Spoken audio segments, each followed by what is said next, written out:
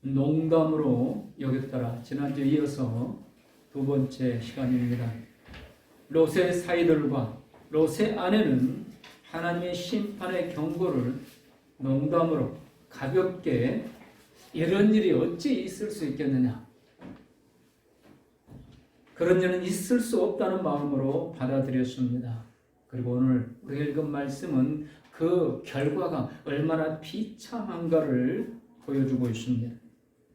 오늘 말씀에 보면은 그 성들과 온 들과 성에 거주하는 모든 백성과 땅에 난 것을 다 엎어 멸하셨더라.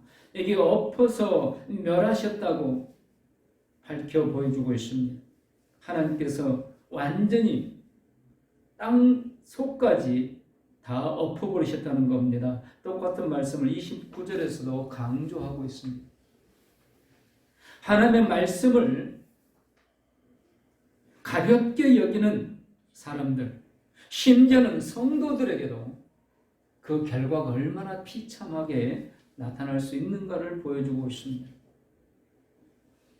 지난주에는 하나님의 심판의 경고를 농담으로 여긴 소돔과 고모라 성의 비참한 모습을 우리가 생각해 보았는데, 오늘 또 성도들이, 세상 사람들은 그렇다고 할지라도 성도들이 하나님을 믿는다고 하면서도 하나님 말씀을 농담으로 여기는 경우가 어떤 경우가 있는가, 오늘 몇 가지 더 살펴보려고 합니다. 첫째로 하나님 말씀 준수에 대해서 농담으로 여기는 성도들이 있습니다. 즉 하나님 말씀을 가볍게 여기는 성도들. 하나님은 자녀들에게 하나님 말씀을 부지런히 가르치라고 경고하십니다. 신명기 11장 18절 20절에 이렇게 말씀합니다. 이러므로 너희는 나의 이 말을 너희 마음과 뜻에 두고 또 그것으로 너희 손목에 매어 기호를 삼고 너희 미간에 붙여 표를 삼으며 또 그것을 너희 자녀에게 가르치며 집에 앉았을 때든지 길에 행할 때든지 누웠을 때든지 일어날 때든지 이 말씀을 강론하고 또 내 집 문설주와 바깥 문에 기록하라. 하나님 말씀을 우리 자녀들에게 얼마나 철저하게 가르쳐야 되는가를 오늘 강조하고 있는 겁니다. 여러분, 어린 자녀들을 한글을 가르치고 글을 깨우치게 할 때 어떻게 합니까? 보통 거의 모든 집에 벽에 잔뜩 붙여놨습니다. 가나다부터 간단한 한글부터 벽에만 있습니까? 냉장고도 붙여놓고 여기저기 애들이 뛰어노는 거, 애들이 가는 거 모든 곳에 전부 다 붙여놓고 한글을 가르칩니다. 근데 여러분, 그 가운데 혹시 성경 구절에 있는 거 보셨습니까? 성경에 단어 있는 거 보셨습니까? 영어를 가르치려고 얼마나 막 노력하는지 몰라요. 근데 그 가운데 성경 단어 하나로 있을까요? 하나님 앞에 복받기를 원하면서도 정작 우리 자녀들에게 하나님 말씀을 가르치고 있는가? 유태인들이 어떻게 세계를 지배할 수 있는가? 그들은요, 제일 먼저 가르치는 게 여호와의 이름입니다. 그리고 십계명입니다. 그거부터 가르치는 겁니다. 그것부터 외우게 하는 겁니다. 왜? 하나님께서 신명기에 그렇게 하라고 하셨으니까. 그러니까 세계를 지배하는 그런 민족이 되는 겁니다. 그런 두뇌들을 갖게 되는 겁니다. 사랑의 교회 오정현 목사님께서 한번 설교하시는 가운데 이런 질문을 하신 걸 제가 들었습니다.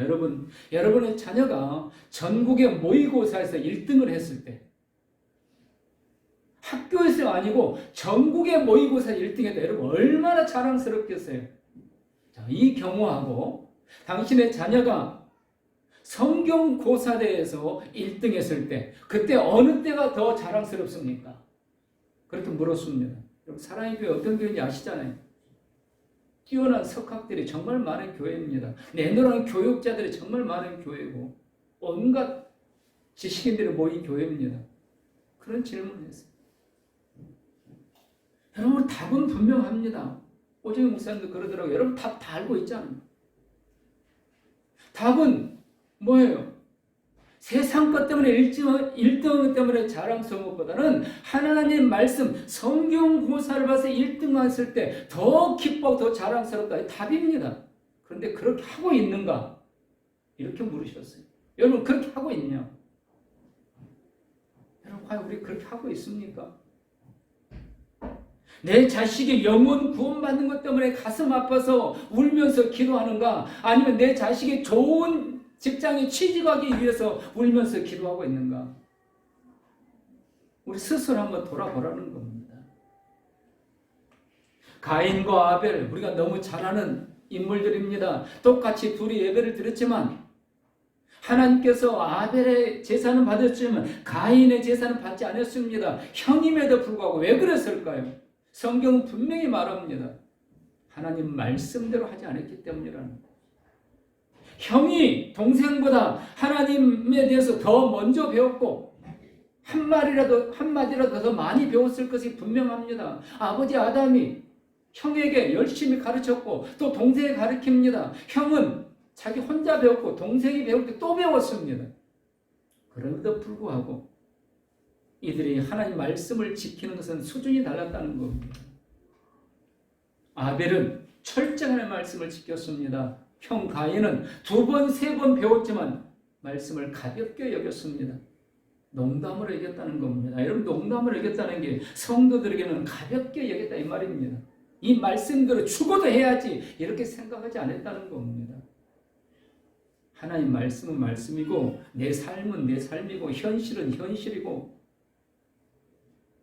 실제로 이렇게 이야기하는 성도님들 많습니다. 성경은 그렇지만 실제로 사는 건 다르잖아요. 목사님 저에게도 그렇게 이야기를 해요. 그러니 그 삶이 어떻겠습니까?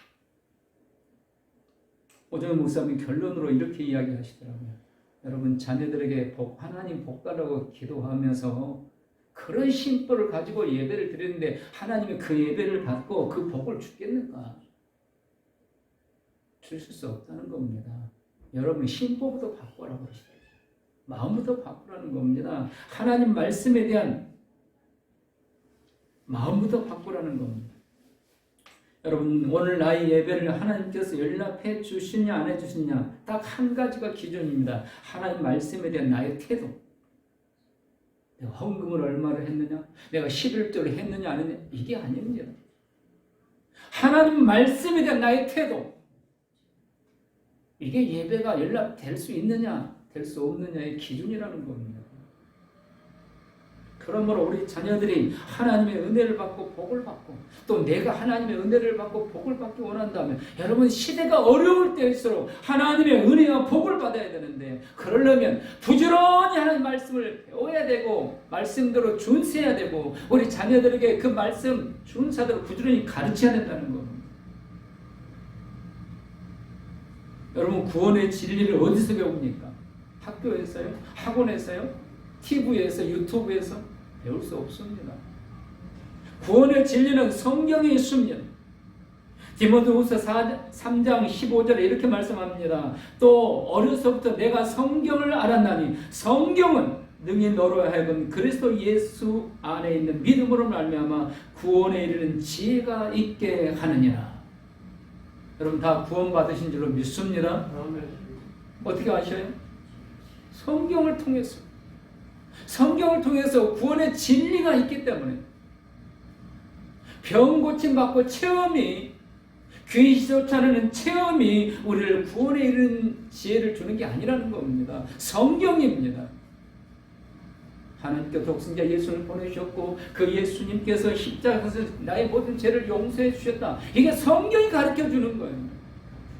근데 이 성경을 알지도 못하고 읽지도 못하고 지키지도 못하고 내 자녀들 복받기 원하고 천국에 가기 원하는데 가르치지도 않는다면 어떻게 구원받을 수 있겠냐?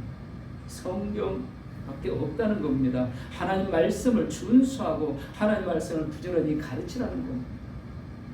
지금부터라도 우리 자녀들을 위해서 기도할 때 하나님의 말씀의 사람이 되려고 기도하시기 바랍니다. 우리 자신이 먼저 하나님 말씀을 철저히 믿어야죠. 그리고 보여줘야 돼. 자녀들에게 우리는 하나님의 말씀을 믿는 거다. 레위기 10장 1절 2절을 보면 당시의 제사장이었던 당시의 제사장은요 요즘 목사님과 다릅니다. 절대적인 권위를 가진 사람이에요. 하나님 앞에 백성들은 예배드릴 수 없어요. 아무리 경건하고 믿음이 좋아도 제사는 오직 제사장만 드립니다. 그러니까 얼마나 절대적인 권위를 가졌어요. 그런데 이 권위를 가졌던 제사장 나답과 아비후가 죽게 됩니다. 하나님이 저들을 벌을 내서 죽게 만드셔요. 왜? 그들은 하나님께 제사를 드리는데 하나님께서 말하지 않은 다른 불을 가지고 제사를 드려요. 무슨 말일까요? 영적인 교훈입니다. 하나님 말씀대로 드리지 않는 예배는 오히려 하나님의 벌이 임할 수도 있다는 경고입니다. 그래서 제사장 여기 나답과 아비후가 죽게 돼요. 오늘 26절 말씀에 보시면 롯의 아내는 뒤를 돌아봤으므로 소금 기둥이 되었다. 하나님께서 절대 뒤를 돌아보지 말고 천사를 통해 말씀하셨어요. 두 명의 천사를 통해서 롯의 손을 잡고 가족과 손을 잡고 성 밖으로 보내면서 빨리 저 산으로 도망가라. 산이 너무 멉니다. 그러면 저 가까운 성으로 들어가라. 대신에 절대로 뒤를 돌아보지 말라. 그런데 요란한 소리와 번개 같은 불빛과 소돔과 고모라 성이 다 엎어지는 이 소리를 듣고 롯의 아내가 뒤를 돌아봅니다. 순간 소금 기둥이 되고 맙니다. 하나님 말씀을 한마디 지키지 않았기 때문에. 하나님 말씀을 지키지 않으면 어떤 결과가 오는가를 지금 경고로 보여주시는 거예요. 하나님이 그렇게 무자비하시고 그렇게 자비심도 없는 그런 분이 아닙니다. 그럼에도 불구하고 롯의 아내를 통해서 우리에게 경고를 주는 겁니다. 하나님 말씀을 절대로 가볍게 여기면 안 된다는 겁니다. 오늘은 아무 일도 일어나지 않을 수 있습니다. 그러나 하나님의 심판이 언제 임할지는 아무도 모릅니다. 사랑하는 성도 여러분, 하나님 말씀 준수에 힘을 다하시고 우리 자녀들 후손들에게 하나님 말씀을 부지런히 가르치라는 이 말씀을 농담으로 여기지 말고 가볍게 여기지 말고 준수에 지켜나갈 수 있기를 축원합니다.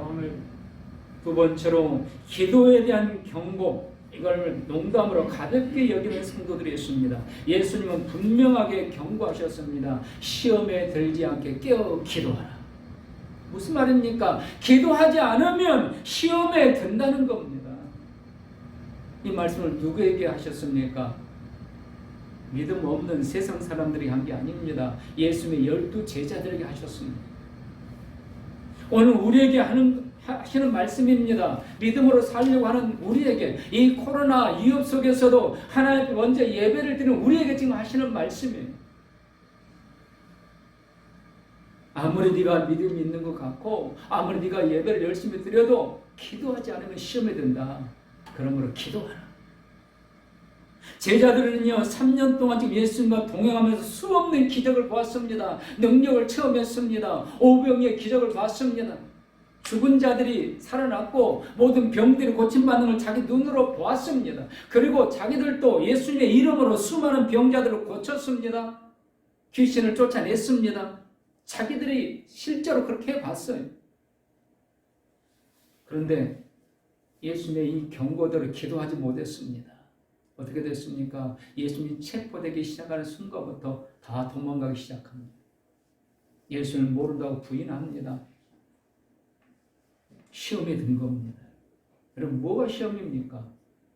내 일이 잘 안 풀리는 게 시험이에요. 그건 시험이 아니에요.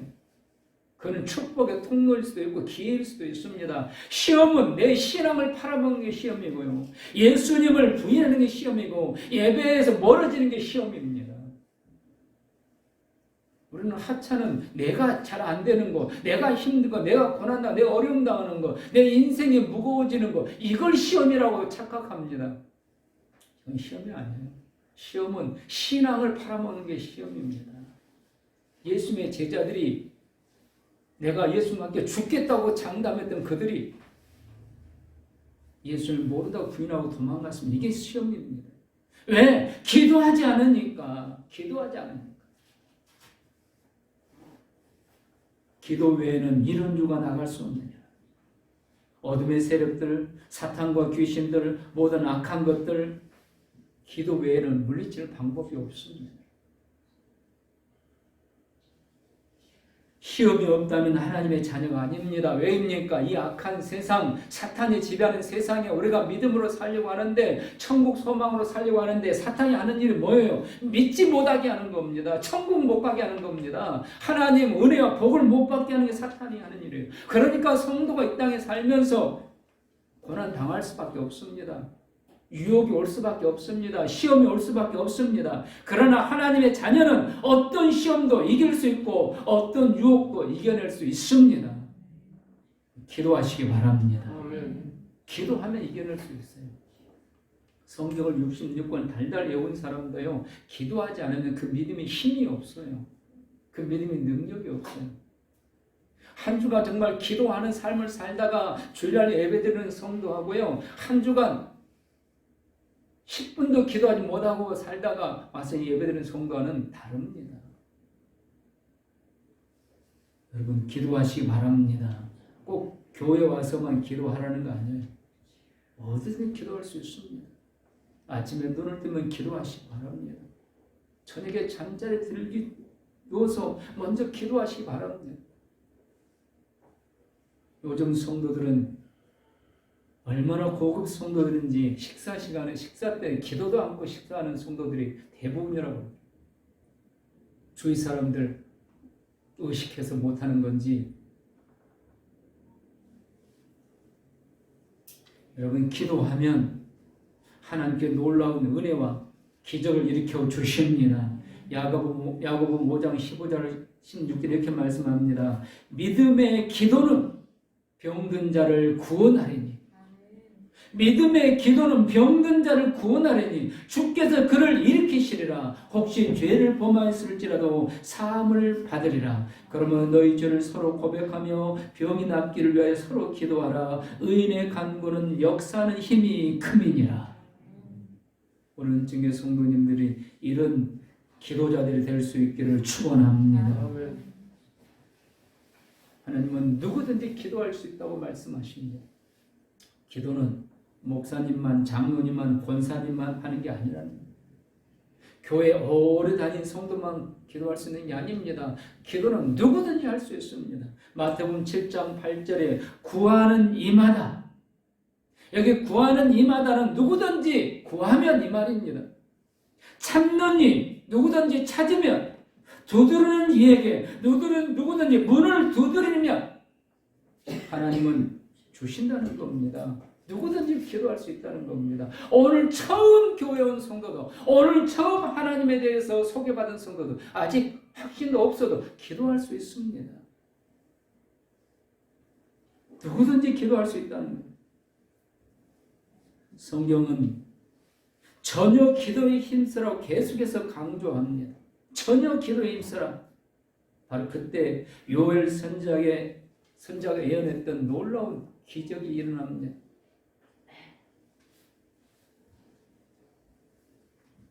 기도에 대한 한 간증을 제가 읽었습니다. 계약직으로 학교 서무과에 근무하던 여자 청년이 재계약이 안 됐습니다. 그래서 고민하는 중에 목사님이 새벽 기도를 해보라고 권고를 했습니다. 그래서 운전도 미숙하지만 선수 운전하면서 새벽 기도를 하기 시작했습니다. 얼마 가지 않아서 고용보험을 타기 위해서 고용보험에 가서 신청을 하는데 이력서를 2군데 이상 내야 그 고용보험을 탄다는 겁니다. 그래서 구인 광고를 찾다가 강남 역삼 지점의 신한은행에 전산실에 구인 광고를 봤습니다. 여러분 은행의 전산실에 취직하는 게 하늘의 별따기예요. 그런데 거기에 고용보험 그걸 타먹기 위해서 이력서를 그냥 낸 거예요. 근데 합격이 됐는데 정규직으로 합격을 되었습니다. 여러분 새벽기도 며칠 하지도 않았어요. 그런데 목사님의 공고를 듣고 기도했습니다. 여러분 기도를 믿으시기 바랍니다. 하나님께서 기도를 응답해 주십니다. 또한 결국 주님이 경고한 시험에 들지 않게 기도하라. 이 경고를 무시하지 말라는 겁니다. 시험에 들 수도 있다는 겁니다. 기도하는데 더욱더 깨어있는 우리 은총이 모든 성도님들이 될 수 있기를 축원합니다. 세 번째로 전도에 대해서 화가 미칠 것이라는 말씀을 농담으로 여기지 말라고 합니다. 고린도전서 9장 16절에 이렇게 경고합니다. 내가 복음을 전할지라도 자랑할 것이 없으면 내가 부득불할 일임이라. 만일 복음을 전하지 아니하면 내게 화가 있을 것이니라. 전도하지 않으면 누구에겐가 복음을 전하지 내게 화가 있을 것이라. 여러분 우리가 복음의 빚진 자, 사랑의 빚진 자임을 알고 계십니까? 누군가는요 이 대한민국의 복음을 전하기 위해서 몇백 년 전에 고국을 등지고 떠나왔어요. 대한민국 땅 밟아보지도 못하고 그냥 배 안에서 화살 맞고 죽은 선교사님들도 많습니다. 누군가는 목숨을 바쳤어요. 복음을 위해서. 오늘 내가 구원받은 이 복음을 위해서. 누군가는 자기 재산을 팔아서 헌금을 했습니다. 선교사님을 파송하기 위해서. 누군가는 자기 기도하기 전에 선교사님을 위해서 복음을 위해서 먼저 눈물로 기도했습니다. 우리는 복음의 빚진 자입니다. 사랑의 빚진 자입니다. 그 복음 가지고 그 사랑 가지고 오늘 내가 구원받고 천국의 소망을 가지고 이렇게 살고 있는 겁니다. 그렇다면 우리도 복음 전하는 것이 마땅히 해야 될 일은 부득불 해야 될 일은 여러분 누구에게인가 내가 믿는 예수님을 꼭 전하실 수 있기를 축원합니다. 내가 믿는 예수님을 왜 못 전합니까? 내가 믿는 천국을 왜 못 전합니까? 확신이 없기 때문은 아닙니까?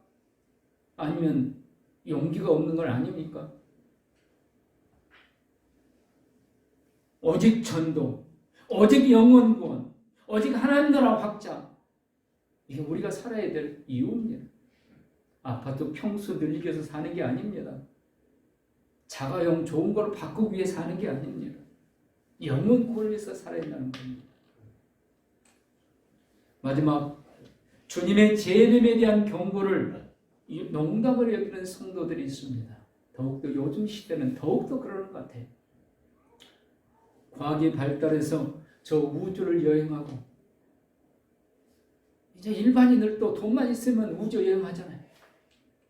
그리고 우주에서 지구에서 구하기 힘든 그런 자원들을 지금 개발하고 있습니다. 채취하고 있는 거예요. 그리고 우주에 지구의 마지막 재난을 피할 수 있는 그런 안식처를 준비하려고 하고 있습니다. 이때 무슨 예수님이 다시 재림하신다는 건가? 우리들은 하지 않습니다. 과학적으로 타당하지 않다고 생각하는 겁니다. 그러나 성경은 너무너무 분명하게 이 재림에 대해서 밝혀주고 있습니다.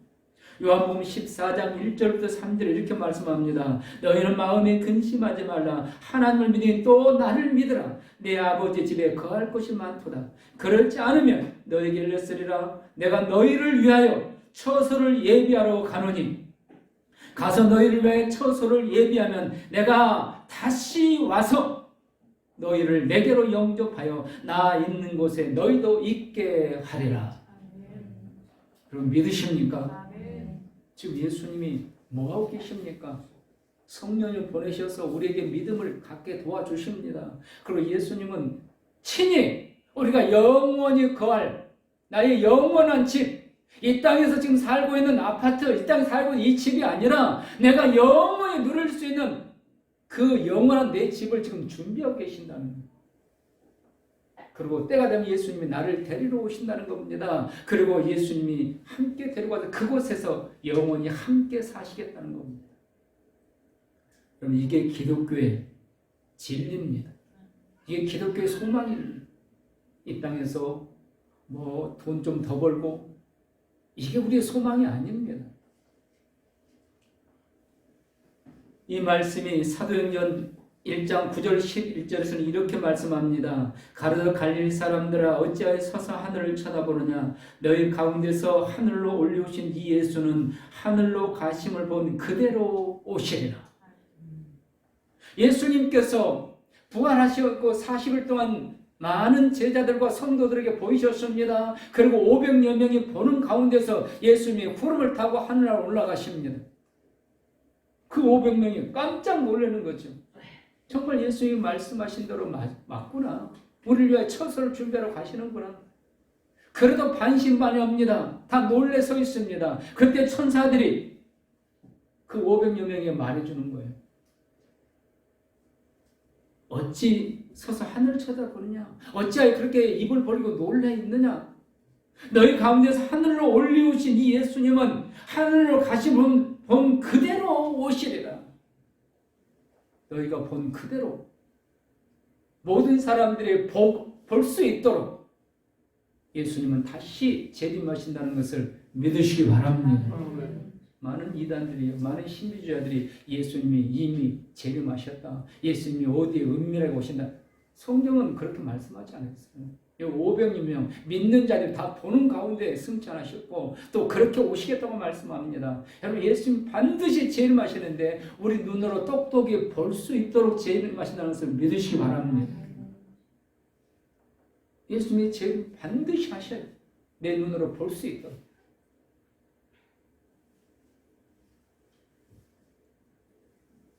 현대의 성도님들 예수님의 재림을 사모할까요? 환영할까요? 아니 우리 오늘 이 예배를 드리는 우리는 예수님의 재림을 믿고 사모하고 있는가? 환영할 것인가? 농담으로 여기는 자들이 많습니다. 예수님의 이 비유를 10처녀 비유를 통해서 말씀하셨습니다. 10명의 처녀가 있다. 이들이 이제 결혼식 하는 날 밤에 신랑이 오기를 기다리고 있습니다. 유대인들은 신랑이 밤에 이제 옵니다. 신부의 집으로. 신부를 데리러 옵니다. 그리고 신부의 집에 들어가서 잔치를 벌이고 그리고 며칠 잔치가 끝나면 신부를 데리고 자기 집으로 가는 겁니다. 근데 그 시간이 밤이에요. 오는 시간이. 그래서 이 10처녀가 이 신랑을 기다리고 있습니다. 이 신부의 친구들이. 근데 5명은 기름을 준비하고 있어요. 근데 5명은 기름을 준비 못했어요. 그럼 결론을 알지 않습니까? 기름을 준비한 처녀들, 그들은 신랑이 오는 것을 영접을 합니다. 그리고 그 잔치에 들어갑니다. 그런데 기름을 준비한 이모난 처녀들은 기름을 사러 갔습니다. 그 사이에 신랑이 와버린 거예요. 와서 보니까 기름을 사서 왔는데 이미 문을 닫혔습니다. 문은 아무리 두드려 열려지지 않습니다. 여러분 주님이 재림하신다는 경고를 믿지 못한 5처녀가 되지 말라는 겁니다. 주님이 재림하셨습니다. 이미 믿는 자들은 휴고됩니다. 믿지 못했던 자들, 주님의 재림을 농담을 여겼던 자들 이 땅에서 처절해집니다. 여러분 보세요. 비행기가 날아갔는데 갑자기 기장이 휴고돼 버렸어요. 하늘나라 가버렸어요. 주님이 재림은 그럼 그 비행기가 어떻게 돼요? 추락하는 겁니다. 기차가 달리고 있습니다. 갑자기 기차 조종하던 그 기사가 주님 재림할 때 승진했습니다. 기차 어떻게 돼요? 우리 여기 앉아 있습니다. 그런데 재림을 믿는 자들이 휴고돼 믿지 않는 자들은 남습니다. 어떻게 되겠어요? 예배를 드렸는데 하나님 앞에 기도를 했는데 근데 왜 나만 남았는가? 이제라도 가려고 몸부림칩니다. 늦었다는 겁니다. 아무리 문을 두드려 열리지 않는다는 겁니다. 오늘 믿으실 수 있기를 축원합니다. 오늘 지금 믿지 않으면 늦는다는 거. 왜? 아무도 몰라요. 주님이 재림하실 때 아무도 모릅니다. 또 주님의 나를 부를 때도 아무도 모릅니다. 어린아이는 안 죽습니까? 젊은 청년도 죽습니다. 지금 주님의 재림에 대한 경고를 갖게 되지 말고 준비하라는 거예요. 누가복음 17장 26절도 이렇게 경고합니다.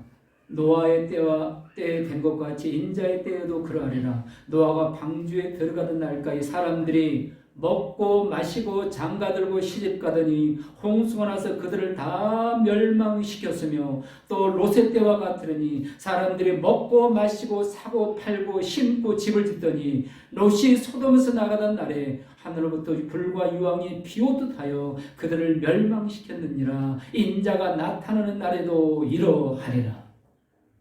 노아 홍수 때 소돔 고모라에 멸망당할 때 다 농담으로 여겼습니다. 그러나 하나님의 심판이 임했습니다. 주님이 재림할 때도 그렇다는 겁니다.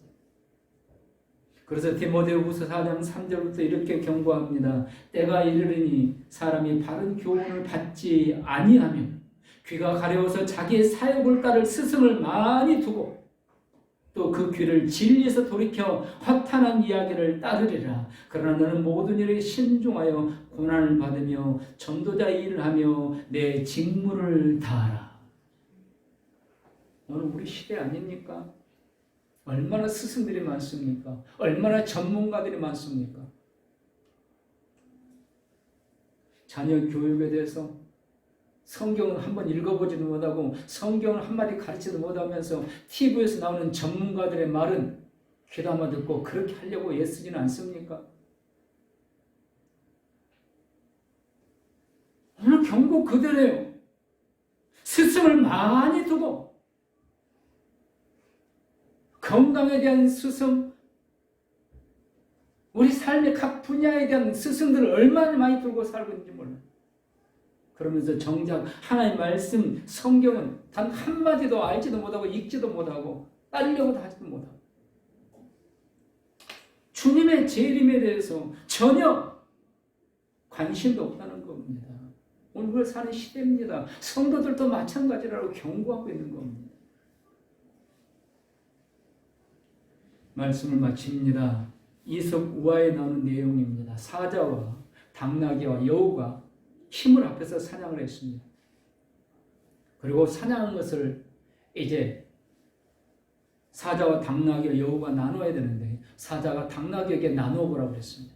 그러자 당나귀가 세 명이 함께 힘을 합해서 이 사냥을 했으니까 3인분을 공동하게 분배했습니다. 그러자 사자가 당나귀를 잡아먹어 버렸습니다. 그리고 이번에는 여우에게 여우야 네가 이 사냥한 이 전리품을 분배해봐라. 그러자 여우는 90%를 사자 목으로 떼어주고 10%만 자기 것 만들었습니다. 그러자 사자는 빙긋이 웃으면서 그래 이게 옳지. 그러면서 여우에게 묻습니다. 여우야 넌 어떻게 이렇게 분배를 잘 할 수 있는 지혜를 얻었느냐. 그래서 여우는 간단하게 이야기합니다. 그야 쉽지. 당나귀가 죽는 걸 내가 봤거든.